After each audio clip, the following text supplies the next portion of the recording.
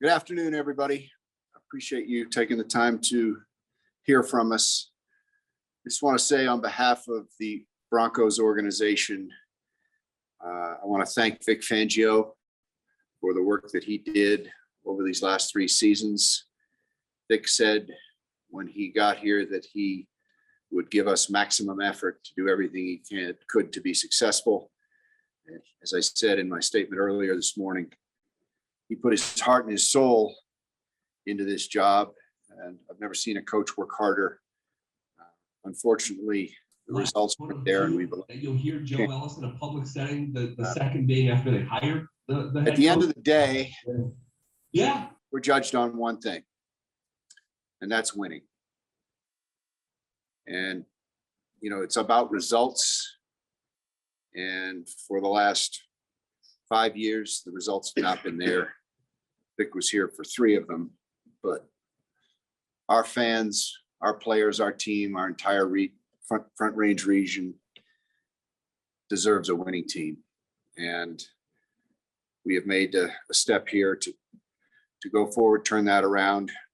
George Paton, who you will hear from here in a minute, he is charged fully to lead this coaching search. This decision will be his decision. He has full authority over the search, and he will make the decision as to who will be our next head coach. I would just say, in understanding everybody's disappointment and frustration, a lot of us here are responsible. And we share in that accountability for what has happened here over the last several years. It's not just the coaching. There are a lot of fingerprints on this throughout our entire operation, and they include my fingerprints. And George is now going to lead this coaching search and get us the right guy to help us turn this around. I'll support George along with the rest of the organization where he needs the support from us. We'll have all the resources to get the best possible coach we can get. And, I look forward to watching George in action here as he brings us our next great head coach. I did want to touch on one other matter before I turn it over to George, and that is ownership. I had told you, I think back in July, that I would speak to you as soon as the season was over about a transition in ownership. And I think most of you are familiar with the fact that we are in a trial or a case is in the hands of a court, the right of first refusal case between an agreement between Edgar Kaiser and Pat Boland. And out of respect for the court, I'm going to wait and get back to you at a later date on that. I'm not going to be able to take any questions. I want the court to be able to let its process see through to the end. And from there, I'll be able to get back to you and let you know where things stand. But I don't have a timeline on that. I want to just respect the court and let the judge decide what decision will be rendered at what time. That's certainly her decision. So with that, I'm going to bring up George Paton to address you. And then if you have questions of me at the very end, I'll come back up here. Thank you. Thanks, Joe, and good afternoon, everybody. Obviously a tough day here. And you all know the respect I have for Vic Fangio. And, I just want to thank Vic for his service the past 3 years and specifically the past year. Me working hand in hand with Vic, and we had a great partnership and a great working relationship and a great friendship. And so obviously this is very tough. But one thing that, the record may not be reflective of where we're at, but one thing about Vic Fangio, he's the best coach I've ever been around. And I don't take that lightly. His attention to detail, his toughness, his work ethic, and his football mind is unparalleled. And I just want to thank Vic for that. And he left this place, a lot better off than when he arrived. And he steadied the ship. The 3 years he were here, they weren't easy. The first 2 years, a lot of things were going on here, injuries, COVID, you name it. And then this year, we kind of had a little more stability. Obviously, had some injuries, but Vic never wavered. He worked his butt off. Our guys played their ass off every game. And that's a tribute to his leadership And I can't thank him enough for what he's done. I also want to thank the coaching staff. This is a really good coaching staff we've had here, and it's a tough day for them. It's a tough day for our building, and it's just not about them, but they have families, they have kids, they have spouses, so I can't thank them enough for their service and for their work ethic and developing players. And again, we played the Chiefs yesterday, and we didn't have a lot to play for, but you saw the effort our guys played for, and that's a tribute to Vic, and it's a tribute to our staff. So I can't thank them enough. Looking ahead, obviously there's a lot of work to be done. I do feel we made some strides. There's a foundation in place, but there's a lot of work to be done, and we're not satisfied. And we're going to take a critical look at every aspect of our football operation, and it's just not the coaching. Everyone wants to blame the coaching. We've had 5 head coaches here in 9 years, so something's not working, and we all need to be better across the board. And that starts with me personally. It starts with our staff, our entire building, our players, and we need to take a look in the mirror and take responsibility for where we're at and be urgent to get us out of this and get sustain a winning culture year in and year out. And that process starts, with this head coaching search, and we're excited to learn more about some of these great candidates. And it's going to be a comprehensive, a collaborative process to find the best head coach for the Broncos. And we're going to be thorough. We're going to be open-minded. We know this is a critical decision, and we're going to get it right. With the foundation we have 11 picks. We have over 50 million in cap room. We have great resources with Joe Ellis and John, and we have the best fans in the NFL. So that we know we're going to get the best candidate on the market. We're really confident of that. And with that, I'll take your questions. Lead us off, Jeff. George, as you said, you're looking for essentially the 4th head coach in a 7-year span. Is this a quarterback problem, an organizational problem, all of the above? And then as the follow, I'm just curious as to, was there a scenario where Vic could have offered to make changes on his staff or any way of doing things that would have kept him on? Yeah, it's a good question. I've only been here a year, so I think it is an organizational problem that we need to fix. You can't keep recycling coaches and expect, to sustain a winning culture. It's hard, but we're going to get it right, and we're going to get it right with this search. I can guarantee you that. Go ahead, Ryan. And then the follow, please. Was there a discussion about what changes Vic could make to how he does things with the staff that would have saved his job?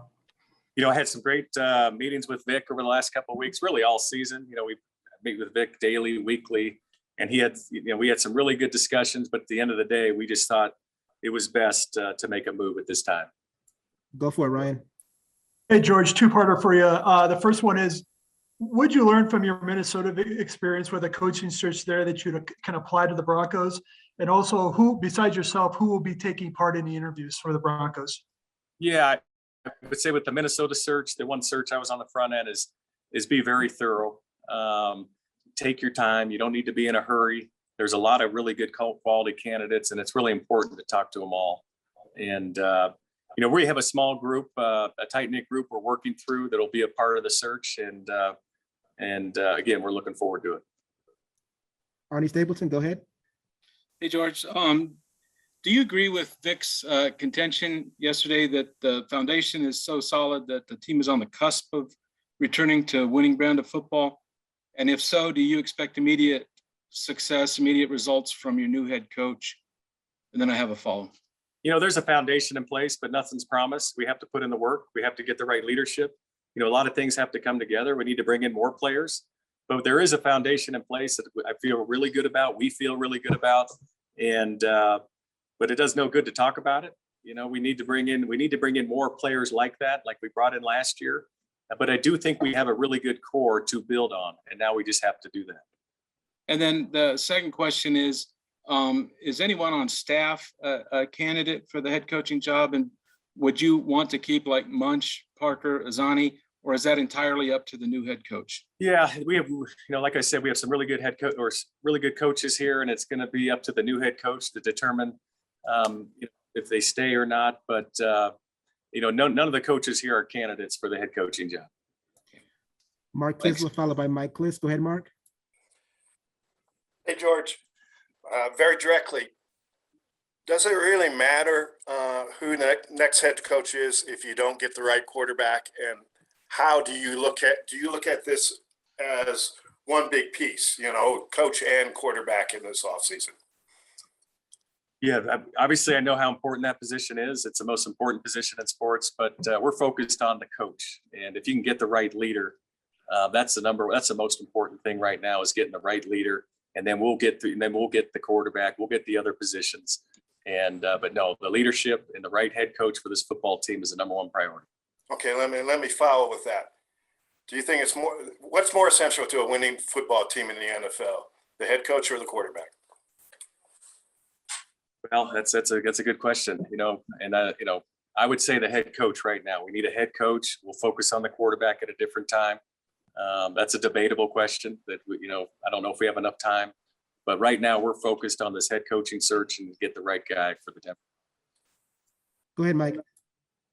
Yeah, George, I was wondering, how much do you think the fact that there's going to be a transfer of ownership going to affect your coaching search, and maybe some of the questions the coaches might have to you about that?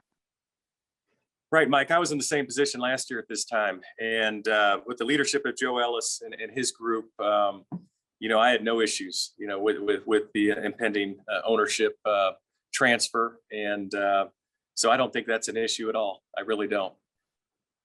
And then as a follow-up, was there a thought here in the last couple of weeks of maybe keeping Vic and, changing up, giving him a quarterback, changing up some people on his staff, and, kind of keeping his defensive prowess? We thought about everything, Mike. We went through every scenario. And how much we like Vic, but at the end, we thought the best, move for our football team was to make a change at this time. As a reminder, if you can limit yourself to just one question and a follow-up only if necessary, that would be great. Nick, go ahead. George, what are just some of the biggest qualities you are going to be looking for as you search for the next head coach? The number one quality is leadership, and we're looking for someone to lead this entire organization, to lead this community, and to lead our players. And that's the number one trait we're looking for. Obviously, we want the best football coach. I'm not worried about what side of the ball, not worried about a play caller. We want leadership. And that's our number one priority. Let's go Eric, followed by Brandon. Go ahead, Eric. Hey, George, you mentioned kind of those pieces you have in place. What in your mind makes it such an attractive offer? If you could expand on that a little bit about the opening. Right. We have a lot of core players in place, and we have a lot of young players. And so I think there's a foundation in place where hopefully it doesn't take too long. Now you have to put in the work. We need to add. But if you watch a lot of our football games, we're in, we've won a lot of, we won 7 games, obviously, and we're in a lot more. And just a lot of young players, our foundational pieces are young. And I just think if we can add to that, we're not far away. Go for it, Brandon. George, you said you're going to be thorough. What kind of challenges are in place? How much will you rely on Zoom, but with guys you might like that are in the playoffs and all of that? How long do you expect this to take? I know you're on the other side of it last year where COVID limited maybe some of your interactions as you went through the process early. Yeah, we're going to look at the health and safety. Obviously you prefer to be in person, but we're going to do whatever it takes. Zoom's obviously we're all accustomed to Zoom if we have to Zoom, but we'd prefer to be in person. But we're also looking at the health and safety of these coaches. They're in the playoffs, so we're cognizant of that, and we're really at the mercy of the teams and what they allow. Troy, then Andrew. Go ahead, Troy. George, you talked about leadership being the number one priority in the next coach, but how much will offensive philosophy figure in? Because, and this predates you, but for 6 years since Peyton Manning, his team has not averaged more than 20 points a game. How much will that figure into the decision of the next coach, whether he's an offensive mind or he's defense and the person he would bring in to run the offense? Yeah, obviously the offense, we need to upgrade the offense, and we know that. And whoever we talk to, obviously they're going to have to plan. They're going to have a plan for our offense. And if they're a defensive minded coach, they're going to have to talk about their plan and their offensive coordinator and his coaching staff and what his vision is, with our personnel. And so all that goes into it. And offense is obviously a priority, but we don't want to take a step back on defense. And we also need to elevate special teams. So, we need someone to take over the whole operation. We're just not focused on one side of the ball, even though we need to really upgrade on that side of the ball. Go ahead, Andrew. Hey, George, you mentioned that Vic earlier in the press conference that Vic was the best coach you've ever been around. So kind of going off that, what do you look for to find somebody that is better, that is an upgrade on what you just have with Vic? Right. Like I said, we're looking for a leader. Not that Vic was a really good leader, but we're looking for someone to lead the entire operation. And Vic was a great coach. Loved working with him. He loved what he did on the defensive side of the ball, the offense, everything. And Vic did a lot for this organization. But we don't want to take a step back on defense, but we want to upgrade the other phases of the ball. And I can't say leadership enough. We're just looking for that right leader for this organization. George, then Darren. Go ahead, George. Yeah, George, I know you said you'll focus on quarterback later, but I'm wondering what you thought of Teddy and Drew's performances this year, your evaluation of them, and do you see either of those guys being in your future? Yeah, Drew's under contract, and once we get a new staff in, we'll meet on our team and do a deep dive and identify guys we want to bring back and guys that maybe we don't. But in regards to the quarterbacks, I thought they did some good things. Obviously, we're a little up and down. I think I like the way Drew finished. The season. He didn't turn the ball over in his starts, but we want to win games. Part of the quarterback's job is to win, and we were close, but we need to finish those games. Teddy did a nice job. For the most part, he was up and down as well, as was our whole offense. And you can't just pin it on the quarterbacks. We need to block better. We need to catch better. We need to make the key plays in the key moments of games to win. And we haven't done that. Whether it's a drop here, a penalty there, a missed block, a fumble, two fumble returns for touchdowns is unprecedented. And you're not going to win many games when you lack those details and you make those mistakes in key moments of games. Go ahead, Darren. You mentioned that winning was critically important. Had you guys won yesterday, would that have made a difference? Yeah, it's a hypothetical. I really don't want to get into. We weighed everything, obviously, but it's a hypothetical. I don't want to get into hypotheticals.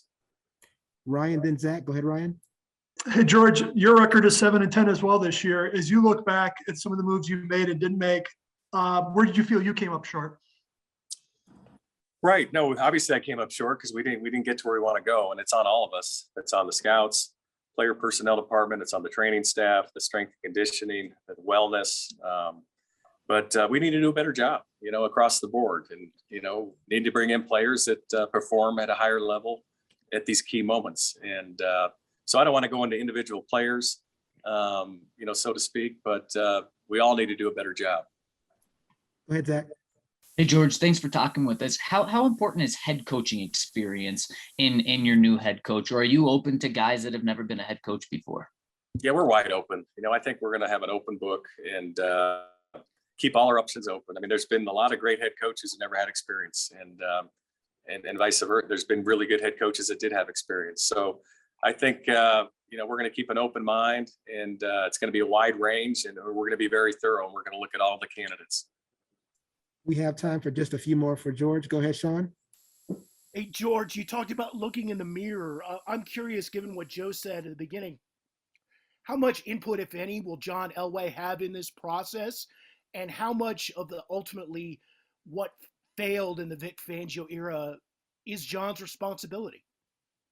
Yeah, John's going to be a resource like he's been since I've been here, a valuable resource. He's been through searches, and I will lean on him throughout the process.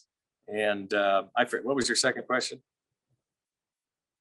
How much of these, some of the failures of the last 3 years are on John's? I think the failure's on all of us, everyone in the organization.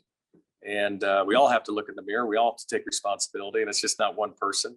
Obviously, we haven't been to the playoffs in 6 years, and we need to look in the mirror and fix it. And we're going to be urgent when we do that, because it's not good enough, and we know it's not good enough. Go for it, Jeff. Hey, George, just sort of bookkeeping, but have you formally asked anyone for permission to speak to anybody yet? And when will you do that if you haven't? Yeah, we have not. And I think probably tomorrow we'll start that process.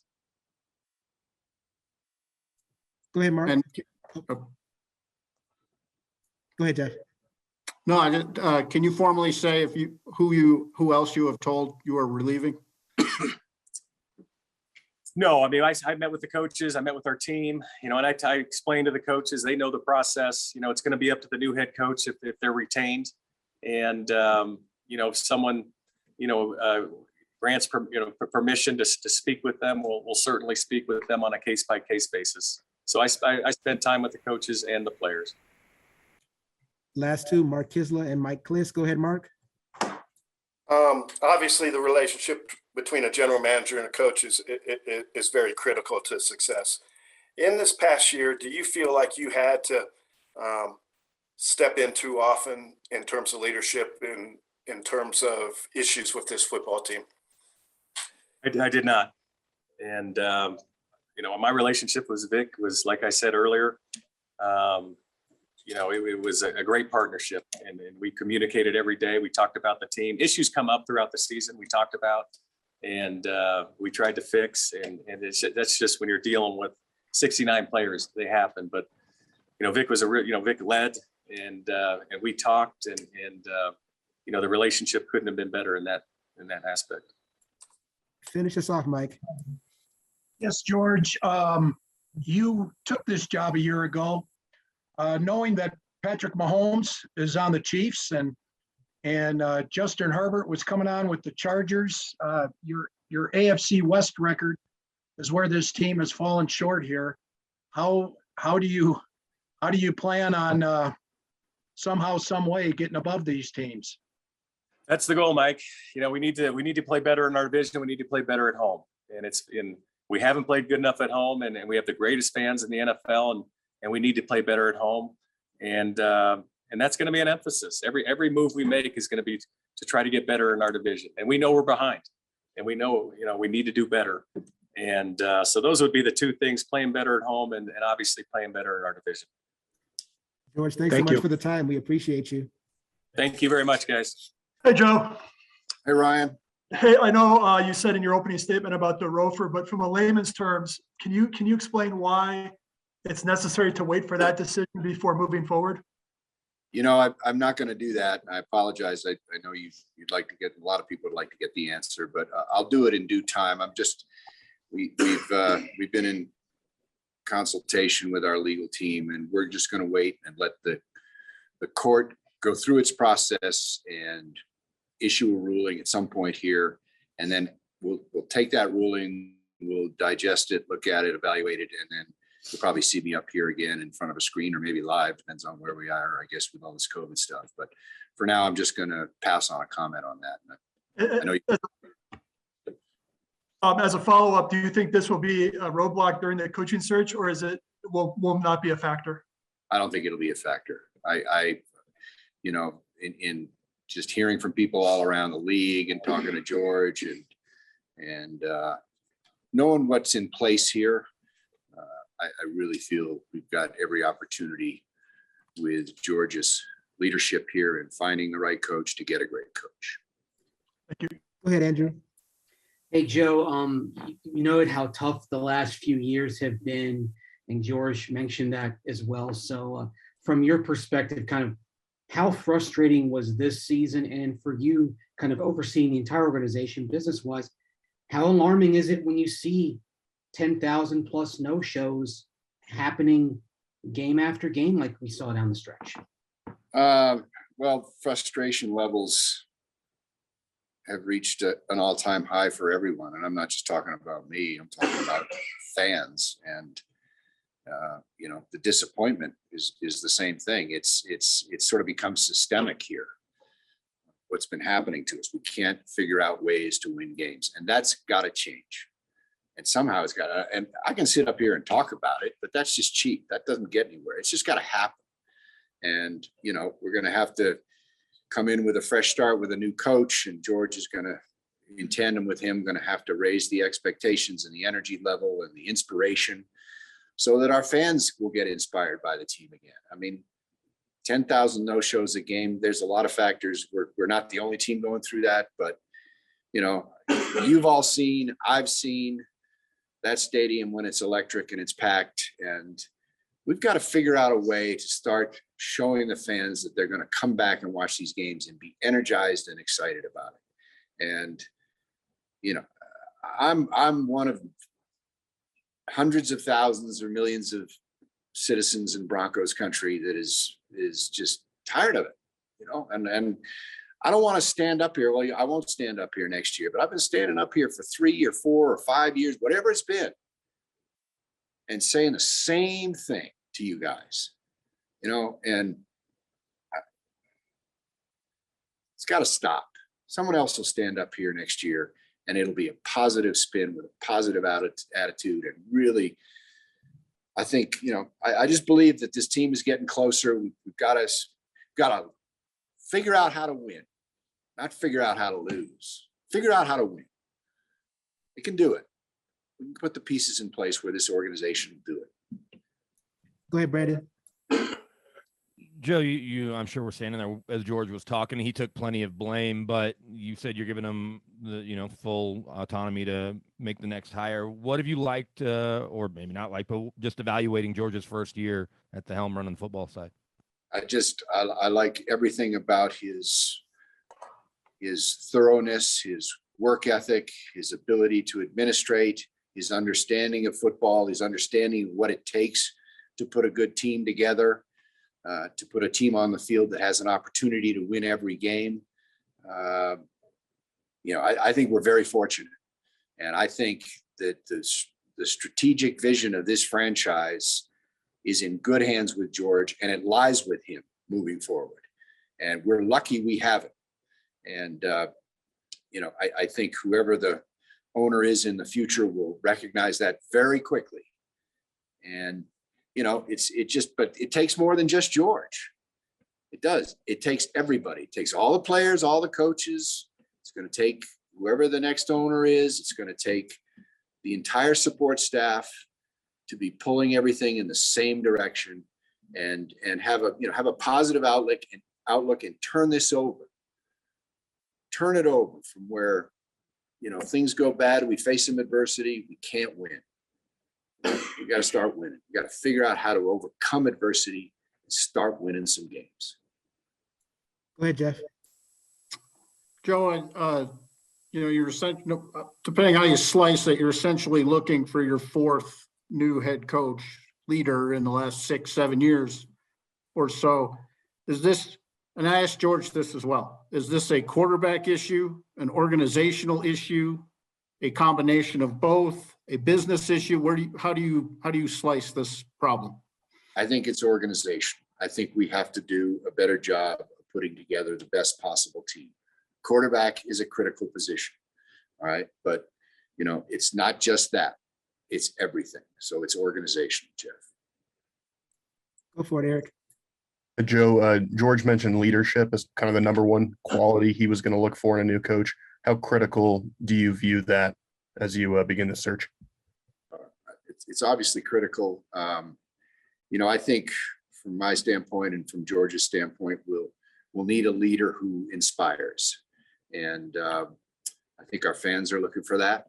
And I think that everybody can feed off of that. So, you know, George talked about someone who's got a high level of football sophistication along with leadership. And I think together those two components will inspire people, and we should get better. Mark, then Arnie, go ahead. Mike, then Arnie, go ahead, Mike. Yeah, Joe, quite a few people out and about, you know, whether at the local diner, have said that, you know, they tell me that the Broncos won't ever get straightened out until they get an owner.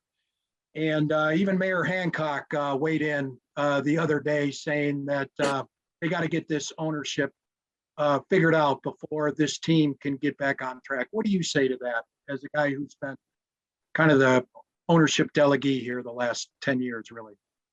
The mayor is one of many unsatisfied customers and a disgruntled former employee. So, you know, he's entitled to share his, like everybody else in Broncos country, and he's not all wrong. And just like people weigh in on his city, people are weighing in on our team. So I understand the frustration levels, and when it comes to ownership, we do need to resolve that, and it will get resolved. I do know that, but it's just I need to lay out for you all a clearer timeline, lay out for Broncos country a clearer timeline and understanding of what it all entails. And I think I will be able to do that at some point here in the near future. We've got time for just a few more. Go ahead, Arnie. Hey, Joe, I know you kind of led this push in your organization to bring in females into executive positions, more minorities into the organization, but your coaching staff had, I think, the fewest minorities in the league this year. Do you think that's something that should extend to the new coaching staff, that there be more faces of color? Yeah, that's been kind of cyclical, Arnie. Arnie, excuse me. I think if you look at some of our past staffs, we've had quite a bit of diversity. I anticipate whoever the new coach is, that will be an afterthought. He will most certainly create and put together a diverse staff. I'm very confident that that'll be part of the plan moving forward. Thanks. Mark Kisla, go ahead. Yeah, I'll follow up on Chris's question a little bit, because it's my premise that if ownership isn't right, then it makes it a lot tougher for your GM or your coach or whoever that might be. How has this last 5 years weighed on you? And given that you're toward the end of your time, where are you going to take satisfaction in 2022? What would make you happy in 2022? Well, I'll answer the latter part of it. The first part of your question, it doesn't matter how tough it's been on me, and I'm a frustrated and disappointed fan, as the rest of Broncos country is. But 22 would be winning. I mean, I said it in training camp. I was hopeful we'd make the postseason, because once you get there, you have a chance. And I think it also, Mark, helps to have an exciting brand of football that fans can get behind and come and watch. I thought yesterday was an exciting football game, I think the fans would like to see more of that. But the fans want to win, and that's what I want to. And I would be happy for George and whoever the new coach is, if next year I'm sitting at home watching the team play in the postseason with a chance to do some stuff. You never know what happens once you get there. But that's what you got to aspire to. And eventually, once you get there, then you start aspiring to championships, which we were able to do a few years back. So that's really what it comes down to. We're good at a lot of stuff as a corporate citizen here. And I'm proud of the staff, proud of all the people on the business side for the work they do. But at the end of the day, FedEx gets judged by how they deliver packages. We get judged by how we perform on the field. That's what our business is. And we have not performed well recently, and for a number of years now, obviously. So that has to change. It simply has to change in order to win back the trust and the enthusiasm and the excitement of the fan base, as well as re-energize the organization. It's tough on a lot of people when you lose like this. It's not asking for sympathy, because we get what you deserve, but we've got to turn that around. We got to have a winning team, a winning season, get to the postseason, start doing some good stuff once we're there. Final two, Ryan, then Troy. Go ahead, Ryan. Hey, Joe, George is running this search, but what will be your role this time around? And will you travel to all the interviews? Not much. No, I don't think I will. I'll be on the sidelines. And if George needs me for resource reasons to talk to some of the candidates, I certainly will do that for him. But this is his search. This is his decision. And I have great confidence that it'll go very well. Thank you. Finish this off, Troy. Joe, you touched on it, but it's not just the losing 6 years. I mean, I would contend you've been bad and you've been boring. That's what I hear from season ticket holders all the time. How much of being a good offensive team and winning could help bring back home field advantage, which has vanished kind of over these last 3-4 years. And you were the most dominant team in home field basically for 3 decades. How much can an exciting product help return that home field advantage and kind of re-energize this organization? Well, I mean, an exciting product is great, but you got to combine that with winning. And I think that will get things energized within the community and certainly in the stadium on game days, and you know, hopefully cut down on some of the no-shows that were there. This was an odd year. We did a lot of research on the no-shows. They're happening all over the league, and I think COVID has something to do with that. But obviously, the level of play and the way we've been performing at home has a lot of people discouraged, and I'm confident we can turn that around. I am, but you know, I've been saying that for a number of years, so you can see that my frustration, my disappointment, it needs to be overturned too, and it's really up to all of us, and it'll be up to George and the new coach and everybody there, and I know I'll feel good about the people in place. I feel very good, as I said earlier, about where George is and what he's doing for us. I do think we have some good foundation pieces. I think in a number of instances we were close, but we just, every time we got close, we got back down, it seemed to me, in some of the key moments of the season. So we got to overcome that and get rid of that systemic pattern that we've been in. You weren't limited when you hired George. You gave him a monster 6-year deal. The ownership issue wouldn't limit the type of contract you could present to a coaching candidate, correct? That's correct. Okay. Joe, thanks so much for the time. We appreciate you. Thanks, guys. Appreciate it.